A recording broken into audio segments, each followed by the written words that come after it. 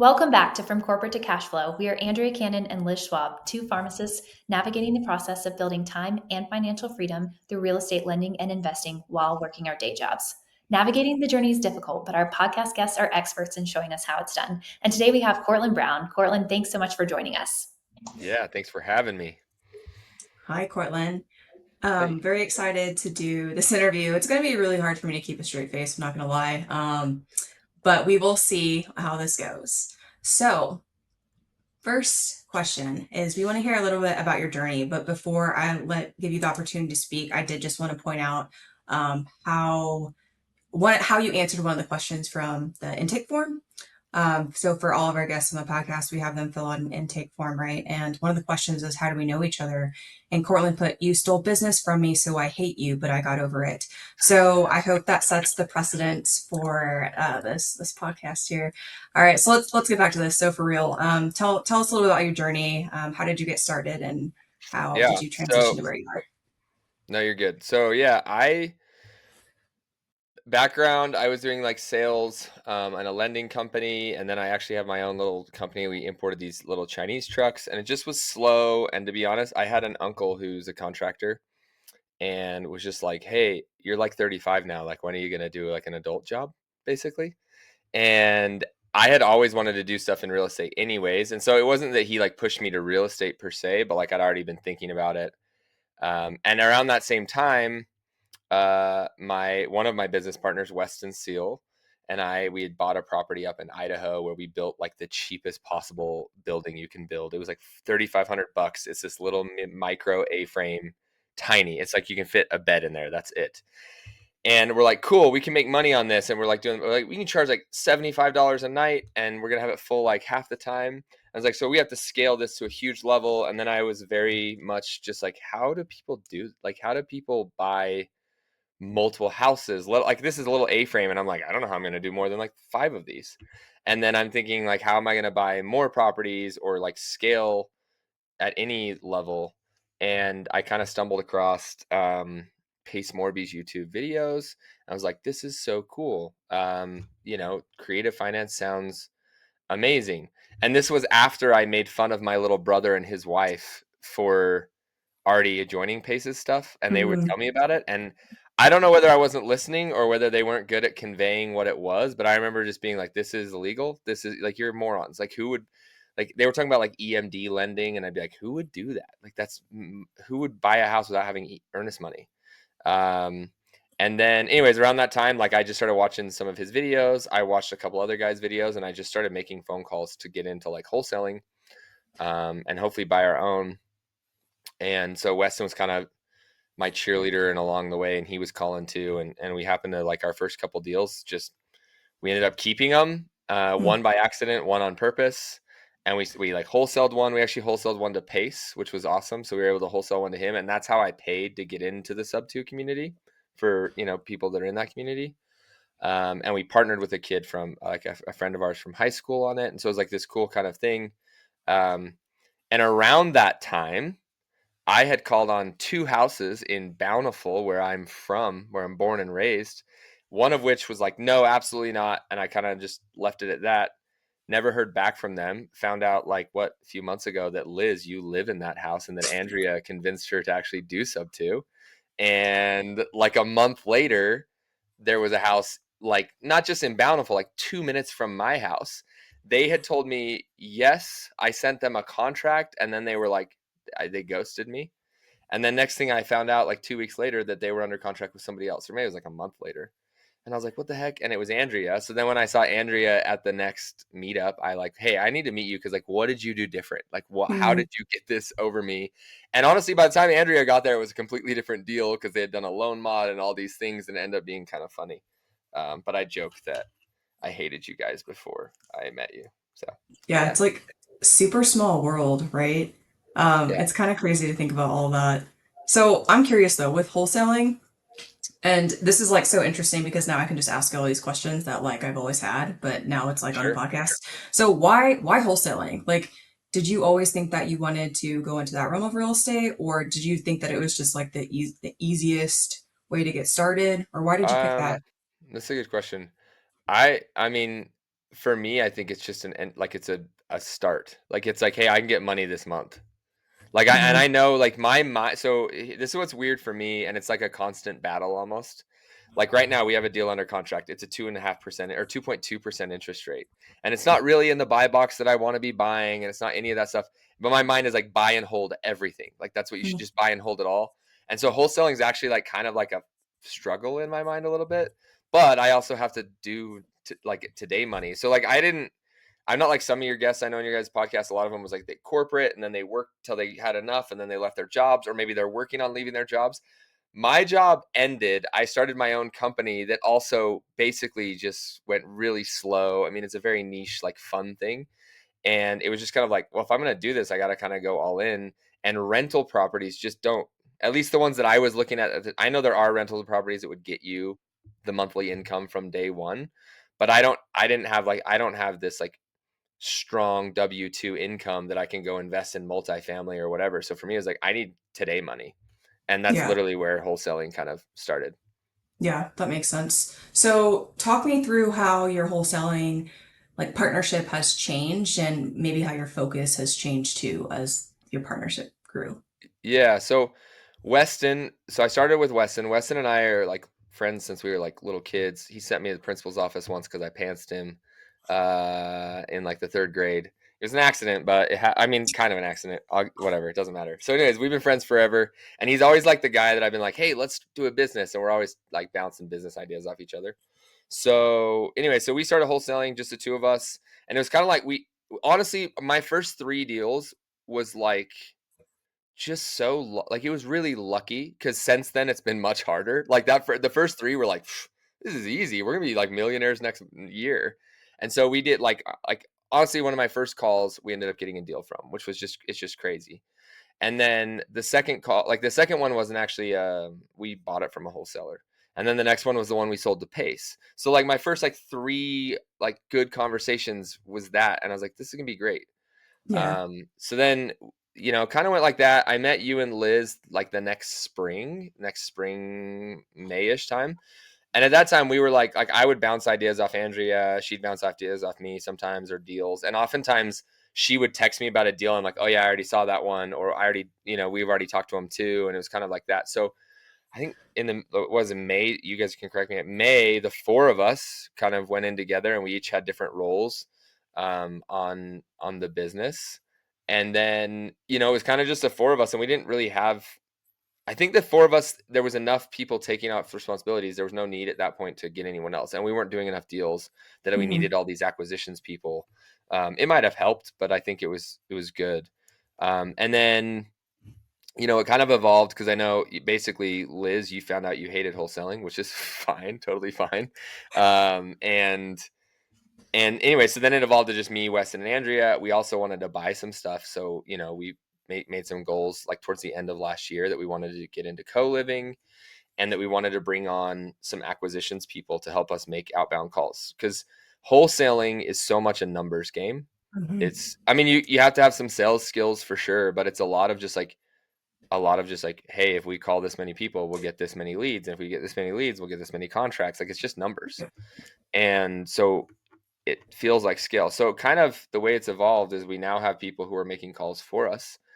I was telling Andrea today, I haven't made a ton of outbound calls in a while, which is good and bad. And so the business, like we've grown, we bought two co-livings together. We're managing those. We have, some people making calls for us.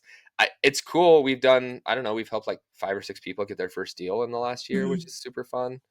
Um, but it's always, it kind of, I feel like it's evolving a lot as we figure stuff out and Yeah. um, people on and off the team and not just because their lives are different and change. And, it's kind of a Right. Right. transient job, honestly.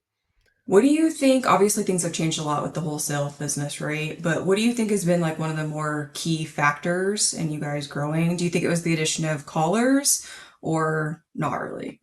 No, I definitely being more organized. Um, just like dialing in some of our organization, dialing in what works and what doesn't. And this is actually super like wholesalers that wholesale in multiple markets across the country. It's actually super impressive because every market is different. And like for example, in Utah, if you can get a deal that'll cash flow $100, like I'm not even $100, there are people that will buy it. Like there are a lot of potential buyers for that deal because it's just like, that's such a deal. In Texas, if I were to be like, hey, this deal cash flows $100, people don't care. It's just like crickets because there are deals there that okay. So it's um, I think that that's been a factor, the organization, and then just understanding that we do a lot in Utah, so we've learned the market a lot better than maybe when we started. Yeah, and I know we've had another podcast guest talk about co-living a little bit, but what was your rationale for going into co-living in Yep. Utah? I think so. In Utah, it's a very high appreciating market with very low rent, quite frankly. I mean, people can argue that, but it has low rent. I mean, look at other major markets, and we're definitely on the lower end, I would say, of rent, but we're on the higher end of cost of housing. And so part of it is obviously feeling the need of like there's a need for people who with affordable housing. So that's part of it. The other part of it is that we like to buy where we live and also where things we know are appreciating well. And sometimes to make those work, and like I just said, to make them work beyond 100 or a couple $100 a month, co-living really seemed like a good way to go. Like I think, one of our units right now, we have 6 rooms filled and it has 8 total. We're cash flowing at room 5. And so, that's a potential. I think if we get everything perfect how we wanted, we're probably cash flowing $2,500 a month. Whereas if we were to rent that out long term, I mean, we're looking at like maybe a few $100 cash flow. Like it's just dramatically different. Yeah. And to clarify, I know we, all three of us know this, but those are creative deals that you're talking about because if they were not creative deals, we also wouldn't cash flow at all No. based off of just current interest rates. So, if you recall, do you want to share the interest rates for both of those co living deals? Yeah, we have 2 deals. We closed on them, one in July, one in June, both in Ogden, North Ogden, South Ogden in Utah. And the first one is a 3.5% interest rate, and the second one's a 2.8% interest rate. So like amazing interest rates. And honestly, the reason we love them is because I don't know what my neighbors are going to do, what city laws or ordinances could change, or even if they just enforce ordinances. I mean, whatever they want to do, if we had to not do co-living, we would still be okay. Like we'd still be able to cash flow with our entry fee with a normal standard rental, which is awesome. So that, I mean, that just makes it even that much more secure because we have options if things don't work out. I mean, I don't plan on them not working out, but I also just know things don't always work out exactly how you plan. So Don't we all know that from probably some experience? That is, yeah, 100%. So I know you kind of talked about your uncle being really inspirational in the whole you should get a grown up job sort of thing. But like, what made you kind of pivot into real estate rather than like finding another job in the lending space or something else in the W-2 world? Like, what was really like the main inspiration behind like going full scale entrepreneur? um, that's a good question, honestly. I honestly I don't know. I know real estate. So real estate's something I've wanted to do since I was like in high school. So that would be probably the why of real estate, but why not just into another job? Part of it's my life, like the way my lifestyle is right now. Like I have 5 little kids at home, and I try. My wife she has her own consulting business essentially, and we trade off a lot of work with the kids. So it allowed me to have somewhat of a flexible schedule. Like if I were to go get a 9 to 5, who knows? I might have to just be gone 10 hours a day or whatever. And not there's anything wrong with that. And sometimes I'm like, man, that sounds nice. um, but I think that's probably part of the reason. And then, yeah, real estate was just something that's always been, it's something I've always seen grow. It's something that I feel like once you own, like I had just had a personal home, and even just that, seeing in a few years of ownership how much equity we built doing nothing. Like we painted the walls and we fixed a couple things. It's like, wow, we just made more money than we've ever made doing anything. And granted, it was some years where things appreciated really well, but I think that's kind of the power of real estate. So it just kind of was like, this is something that it may not make me terribly wealthy this minute, but I think with real estate, if you can buy some and hold it, and there's a million ways to do it, but if you buy and hold, you probably will win over time. Yeah. No, agreed. And I mean, I think it's been really cool to see your evolution and be part of that evolution too, throughout this process. Wholesaling has been an interesting journey for sure, but the two co livings that we have also been an interesting journey, but really cool at the same time. And who would have thought that you could actually get some serious cash flow in Utah? So that's really Yeah. exciting. So we talked about wholesaling, we talked about co-living. I know you have a couple other properties too. What about like longer term? What are your plans for real estate, and how is it going to evolve from here? Man, I am a victim of shiny object syndrome. So I wish I could just tell you the map and that was it. But I don't. I mean, I'd like to. I think I think we've talked about as our team. Like, I'd like to continue buying co-livings. We'd like to continue more of those. Um, I would love to streamline our wholesale company where we're doing more consistent deals. I think that's the dream of all wholesalers, consistency. We're getting X number of deals every month, no matter what. And so figuring that out has been, unique and different. And that's the hard, honestly, that's the hard part with real estate. And for someone who I think really enjoys a lot of it, it's really hard to be like, this is all I'm going to do for 6 months. It's like, oh, but someone just talked to me about car washes and RV parks and lending and all the things. And so, so for me, I think I just want to keep growing as a whole in the space. And then, make it something that becomes, a freedom giver rather than all my time being devoted. You know what I mean? Like, that's the goal for me, is to get to a point where I'm like, cool, this has given me actual freedom. We hear that a lot. Funny you say that. But yes, good goals. We love this. Yeah. And on that same thought process, so I want to hear a lesson that you have learned that you wish you would have known when you first started.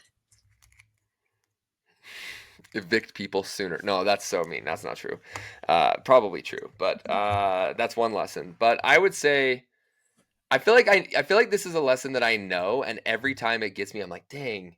And then I do it again, which is good because it means that I'm like excited about what I'm doing. But like, almost everything takes longer than you expect. And there will always be hiccups that you don't like. It's just like those, and it's so simple because this is literally what every mentor, every person says. And you're just like, not for me, it's not. It's gonna be easy, or it's gonna, like, I'll figure it out and it'll be awesome. And while it is, and you can still be excited about it, there's always more hiccups and more bumps than you expect to happen. And Yeah. yeah, so I mean, I wish I like kind of grilled that on my head sometimes, but then on I will say, on the flip side of that, maybe I'd be too afraid to do stuff if I thought that way. So maybe it's a good thing that I have a short memory when it comes to how hard something might be. Yeah, there you go. Resilience, right? So Yeah, sure. it works in your favor. I have a question about co-living that I just randomly thought of. So have you guys had any problems with the different tenants like not agreeing with each other, right? I Not mean, or do they tend to know each other or are they all no. just Honestly, randoms? well, I mean, I'm saying this with a grain of like, I have these two co-livings again. We're in October, so we've owned them for 4 months, 5 months now. And then I have a co-living that I own from about a year and a half ago. Um, and that one only has 3 people in it. That 3-person one, I've never had a single issue at all. Like, it's been Gotcha. really good. This new co-livings, we've had people in there. We've had 4 people in for I think 3 months now, and then we've added a few to that.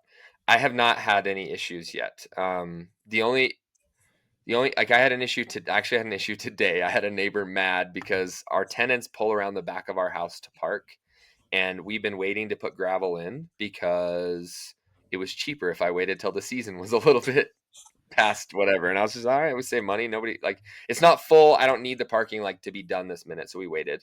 Anyway, it's rained like 3 inches here in the lot over the weekend. And he just like two of my tenants just basically turned our side yard into a mud bogging competition, and like Ooh, threw mud all over the driveway and stuff. So it's like, and that's an issue for me and them, but it was an issue between tenants. It's been pretty cool. Most of them honestly just hang out in their room. Like, they come out yeah, for work and food and they just go back to their room and Netflix and play games. that's I don't fair. I mean, when I first moved to Utah, that's something that I would have been super interested Yeah. in this co-living model. So Freshman someone needs to, graduating I think students. this is my next co-living model, is gamer rooms. Like we have super high speed internet in every single room. Those homies, they just stay in their room. They never Yeah, leave. they'll They never just talk to want each food in other. their room Yeah. and they just game. I'm not even making Perfect. fun of it. Like if that's what you're into, like cool. But like I've Yeah. had like 2 or 3 of them now in different, like in a long-term one and then up here, that they're just like all they care about is high speed internet, and then I've never seen them again, and they're just in their, in their room gaming. Yeah. So There you go. Very it's the good dream market for life for this. them and for Totally. me. Yeah. So, what about wholesaling though? Because I know I learned a lot from wholesaling in the short period of time that I did it. I think I really underestimated how hard it is to have a consistent deal flow, right? And like trying to make a deal actually make sense and then the communication between everyone. So, I'm curious now that you've been doing it like obviously way longer than I ever did. What's one of the biggest lessons that you learned from wholesaling? Find a really good TC.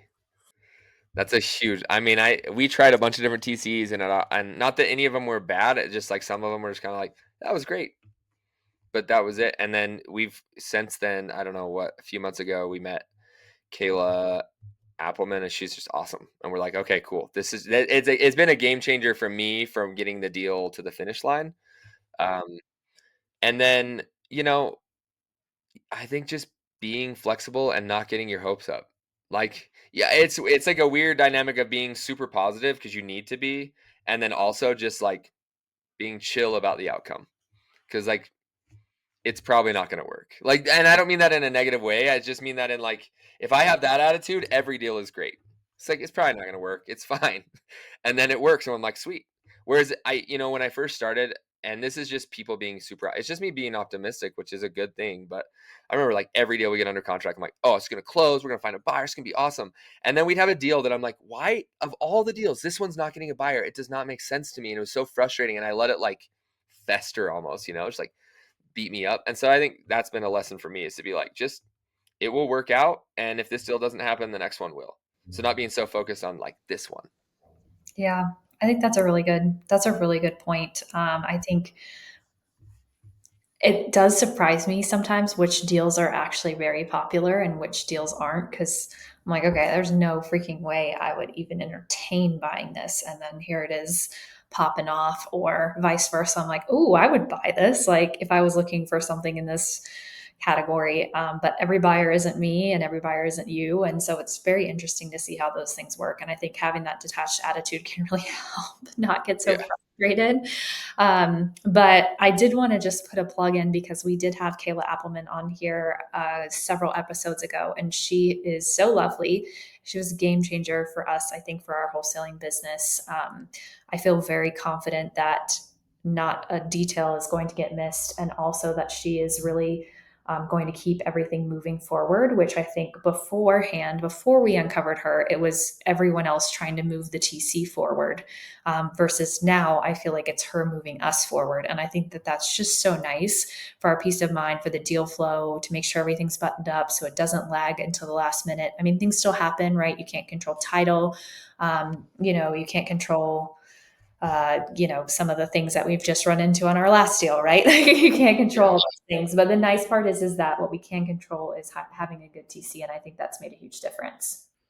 for sure. Yeah. So thinking about just being an entrepreneur, I mean, there's so many differences between being an entrepreneur and being a W-2 employee. And one of those is that you have way more control over your schedule. And that can be a plus side and also a downside.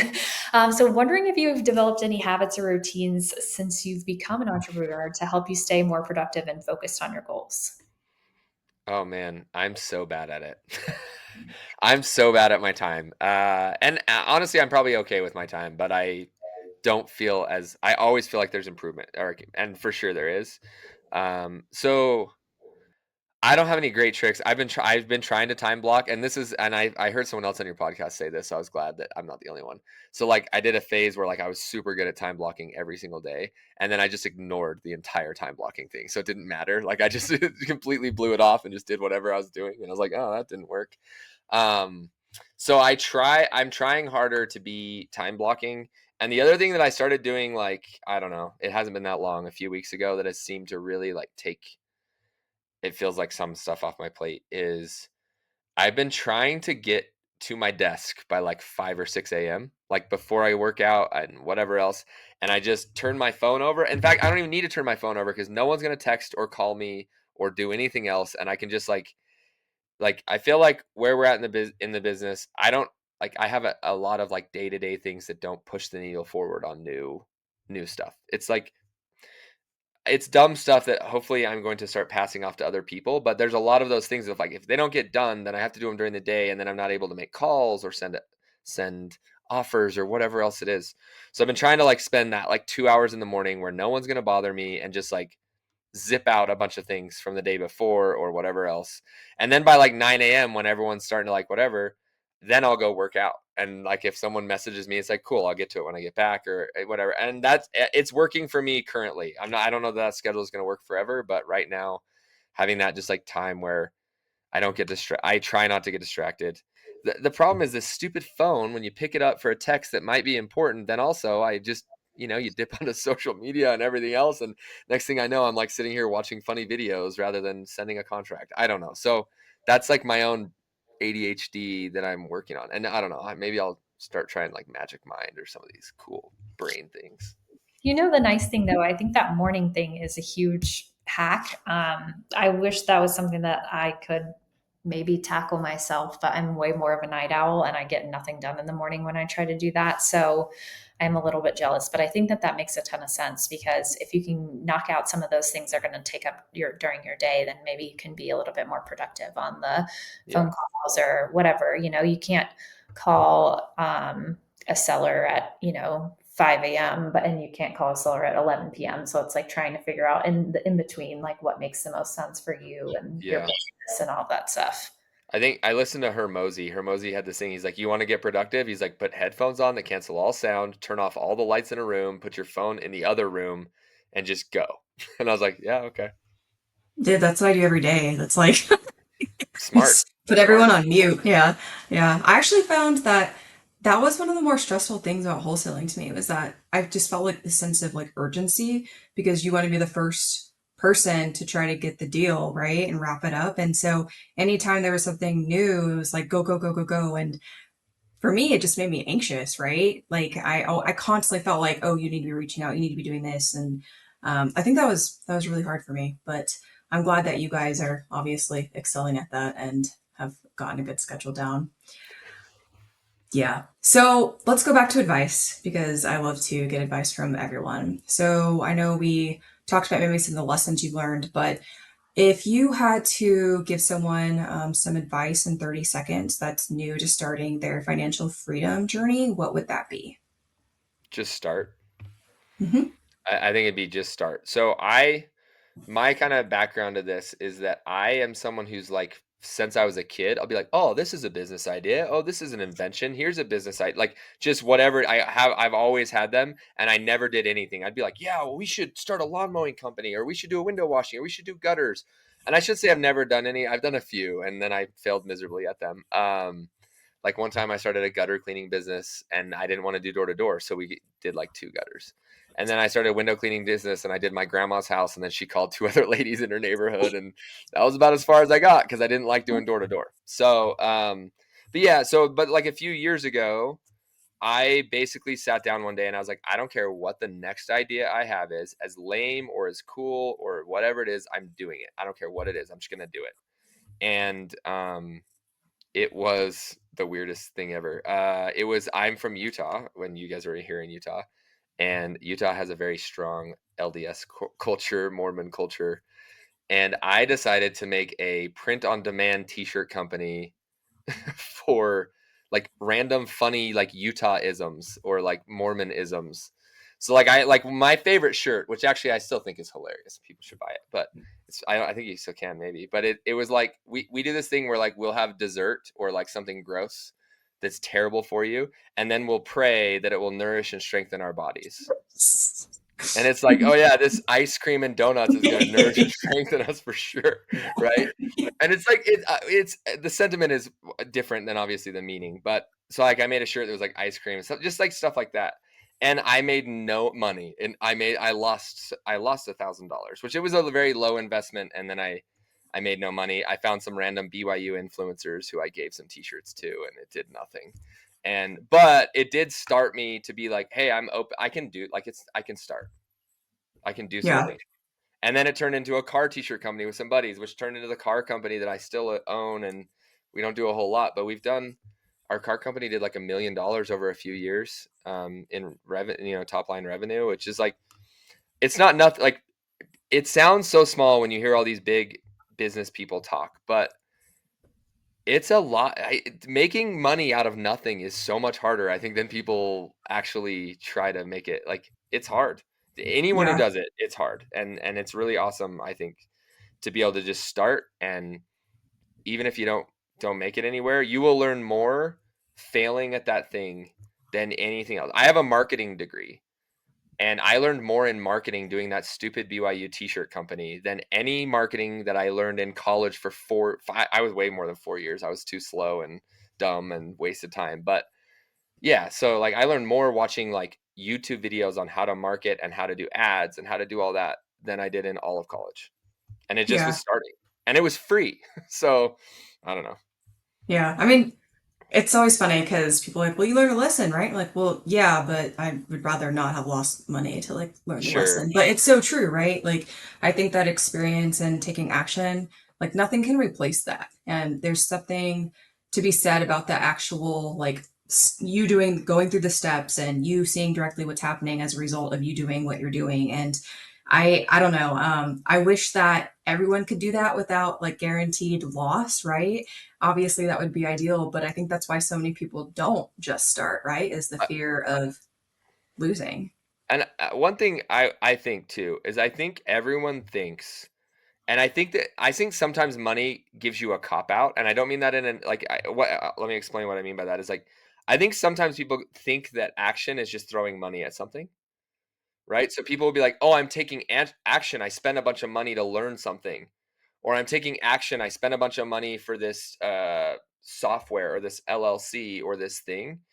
And I think you can actually start a lot of companies with no money or very, very little money, or you can start a lot of things and test it out first. I don't think you have to lose large financial sums of money to like fail at something, if that makes sense. Like, you can fail way, but I think sometimes like, it's kind of like, I used to race bikes, and this is going to be weird, but I'll tie it in here. I used to race bikes, and sometimes when someone knew they were going to lose the race, like they just knew they were going to have a bad day, they would do this thing where they'd attack off the front of the whole race, and they'd go as hard as they can to try to like get up the road, and maybe they'd get into like what's called a breakaway where they're ahead of everyone. And really, it was like a suicide mission, knowing they're going to lose, but now they have an excuse for why they lost. And I think Hmm. sometimes we do that with money. Like, we'll spend money on something and be like, I did the thing, but I think sometimes, I think if you try to do it without the money, and again, certain things you have to have money, but if you try Right. to do it without the money, it might give you a better chance. I don't know. That sounds weird. Maybe that sounds dumb, but I don't know. No, I understand. I understand your train of thought here, and I agree. I think I've just heard of a lot of people that unfortunately have lost a lot of money. Oh, But you're tons right. of money. You don't need to go in like 150,000% at the very beginning. Like we can kind of test the waters, and like you said, there are things that you can do for free. Like if you want to join someone's wholesaling team, or like just shadow them initially, right? Or just get started and see where you can fit in at, like even by attending any of the meetups, because you know that's how we ultimately met, like in person, right? So there's lots of opportunities there, but I certainly agree with you on that aspect. I think that like you definitely have a certain personality type though, where you keep going and going and going, like this entrepreneurial spirit, right?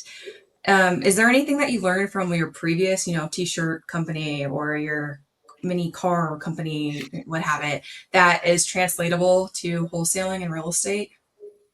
Um, yeah, I mean, just like, I mean, I guess I'm like, I don't know, 3 or 4 years of like not having anyone tell me what I should do every day.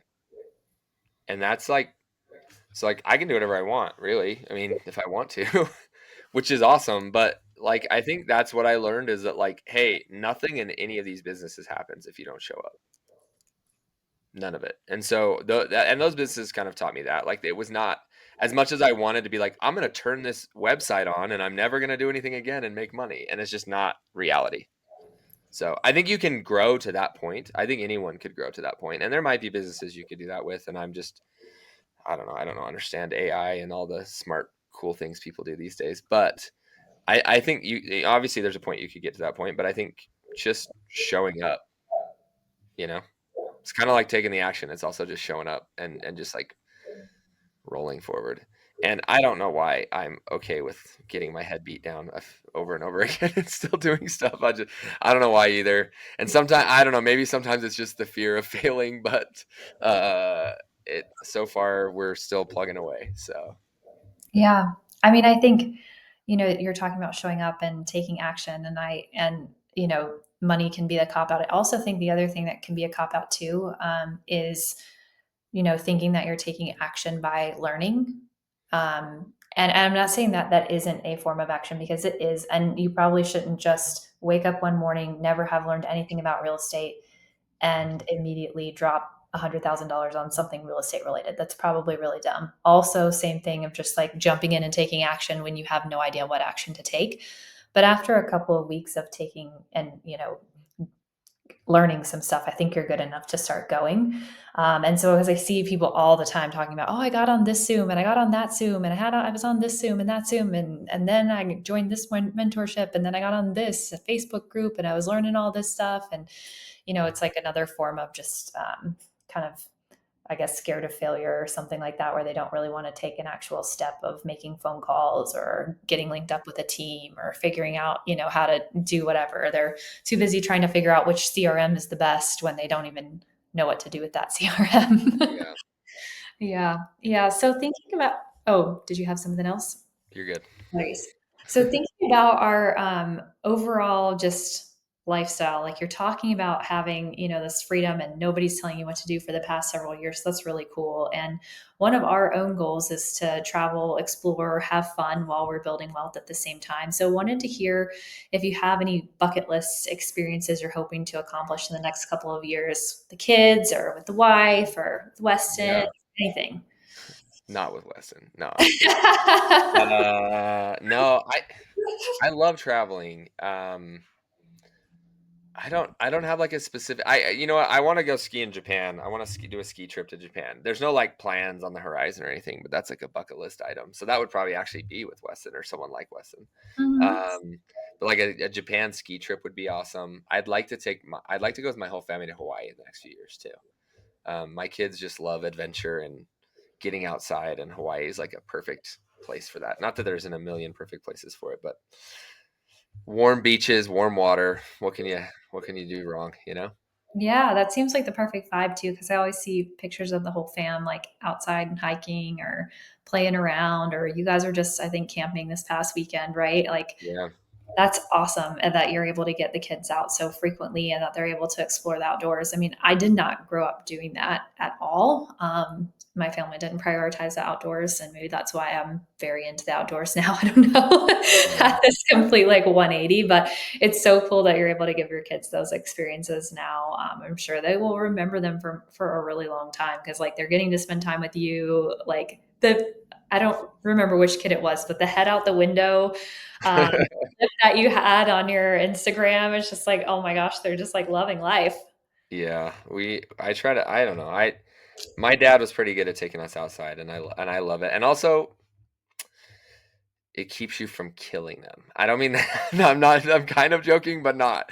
Like winter is so tough with lots of kids, because your house, like you could have a 4,000 square foot house. You have 10,000 square foot house, and in the summer you're like, this house is awesome.